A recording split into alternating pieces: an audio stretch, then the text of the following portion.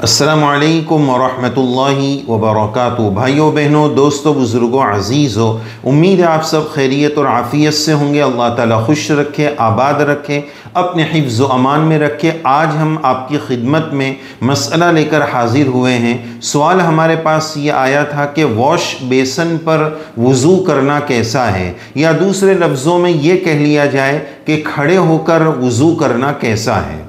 تو اس تعلق سے آج ہم وضاحت کریں گے کہ وضو کے آداب میں سے یہ ہے کہ وضو بیٹھ کر کیا جائے، اونچی جگہ پر کیا جائے، قبلہ رخ کیا جائے تاکہ وضو کے پانی کے چھینٹے کپڑے وغیرہ پر اڑ کر نہ آئے۔ یہ آداب میں سے ہے، اس کا خیال رکھنا چاہیے۔ اسی کے ساتھ ساتھ جن کے مکانات بننے والے ہیں یا بن رہے ہیں، تعمیری کام ہو رہا ہے اور اللہ تعالیٰ نے بڑے گھر سے نوازا ہے، تو بڑے گھر والوں کو بیٹھ کر وضو کرنے کا گھر میں اچھا انتظام بنانا چاہیے۔ جیسے مسجد میں سیٹ وغیرہ ہوتی ہے، پھر نل ہوتا ہے، اس طرح کا بڑے گھروں میں انتظام ہونا چاہیے تاکہ آداب کی روشنی میں اچھے سے وضو کیا جا سکے۔ لیکن کھڑے ہو کر اگر کسی نے وضو کر لیا تو بھی جائز ہے، یہ صرف آداب میں سے ہے۔ خاص طور پر آفس وغیرہ میں ہے، اس طرح کے دیگر مقامات پر ہے جہاں صرف واش بیسن بنے ہوئے ہیں، تو ایسے موقع پر، ضرورت کے موقع پر اس ادب کو چھوڑ کر کھڑے ہو کر بھی اگر ہم نے وضو کر لیا تو درست ہے۔ لیکن واش بیسن پر وضو کرنے میں ظاہر ہے کہ یہی بات آئے گی کہ 4 فرض میں آپ چہرہ، ہاتھ اور مسح کا عمل تو کر لیں گے، لیکن وہاں واش بیسن پر پاؤں چڑھا کر دھونا یہ ایک مشکل مسئلہ رہتا ہے۔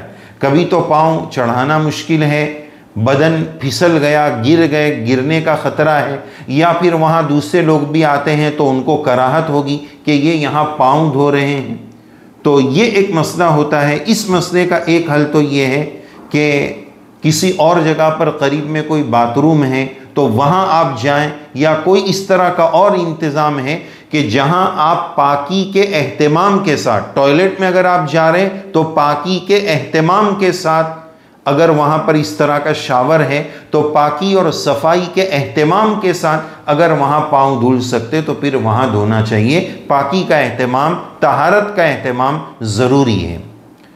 اور ایک شکل اور اس کی ہو سکتی ہے، شریعت نے ایک آپشن رکھا ہے کہ پاؤں پر، دونوں پاؤں میں وضو کرنے کے بعد چمڑے کا موزہ پہن لینا۔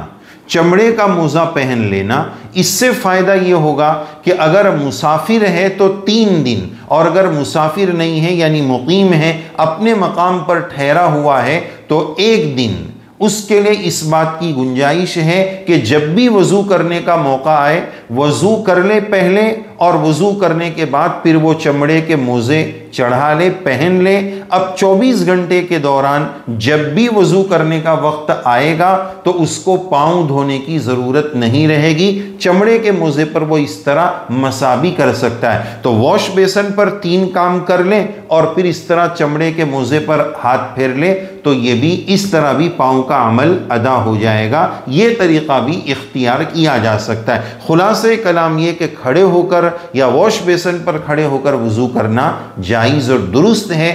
ادب اور بہتر طریقہ یہ ہے کہ بیٹھ کر اونچی جگہ قبلہ رخ ہو کر وضو کرنے کا اہتمام کیا جائے۔ دعاؤں کے ساتھ جو وضو کے پہلے اور بعد کی دعائیں ہیں، ان مسنون دعاؤں کے اہتمام کے ساتھ وضو کیا جائے۔ اللہ تعالی ہمیں طہارت نصیب فرمائے، نظافت نصیب فرمائے۔ ان اللہ یحب التوابین ویحب المتطہرین، تاکہ اللہ تعالیٰ کی محبت اور اللہ کا تعلق بھی ہمیں نصیب ہو۔ آمین یا رب العالمین۔